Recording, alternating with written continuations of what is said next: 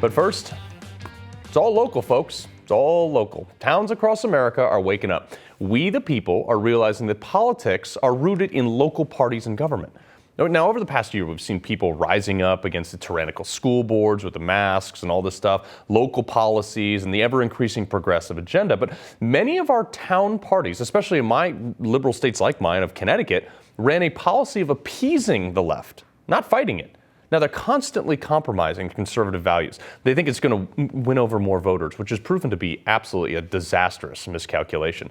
The local party leaders have become so detached from the actual feeling of we the people that it's inspired an entirely new demographic of folks to become active in the Republican Party. This is great. People are learning that these school board meetings, you can scream until you're blue in the face all you want, but unless you control the party that controls who goes on the ballot, you're going to get more of the same. You're going to get rhino Republicans, and they've run roughshod over our parties for too long. They laugh. They laugh at normal folks like us. Then they nominate their crony pals anyway. I mean, this was certainly the case in my hometown of Greenwich, Connecticut. Me and others, we had enough of it. During the last election, they outright refused, and this is in 2020, outright refused to give any help to Trump. This guy right here, Dan Quigley, he nominated people to Republican positions that donated to Joe Biden. He continuously bent the knee to the Democrats, and they didn't even hold any majorities at the time. He compromised everything, even when he didn't have to.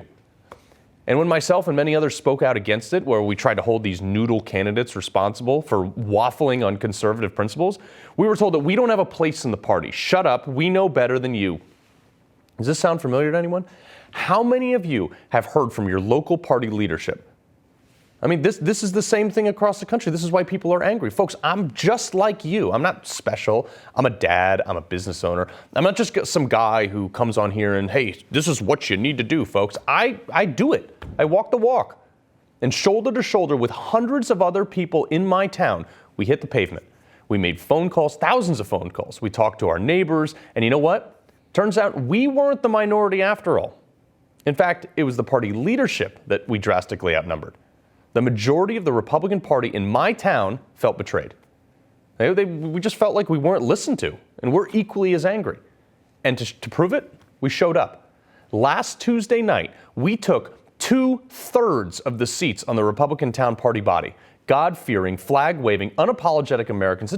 We just want our kids to be taught reading, writing, and arithmetic, not social justice behind some crappy plastic barrier. We want a limited government with maximum freedom. We sent a resounding message that, as I was quoted in the paper, we want government control out of your wallet, out of your bedroom, and off your face. We want our schools to be the best and our taxes to be low. That is the new reality of the Greenwich Republicans.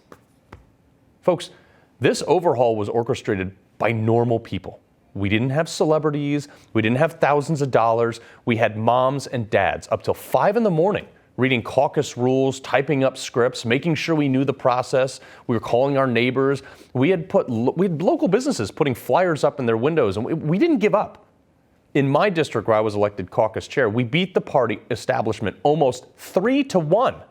Other districts turned out 500, 600% of usual caucus turnout. In deep blue Connecticut, folks, the home of Bush country, the non-Trump state, the Republican caucuses had standing room only in almost every district. And while the Democrats could barely fill their existing available town party seats. I mean, Biden won Greenwich by like 30%. People are waking up. And if we can do it here, you can do it anywhere. Because you're not alone.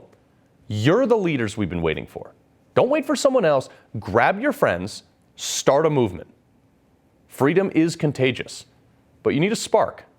I'm telling you, folks, be the spark.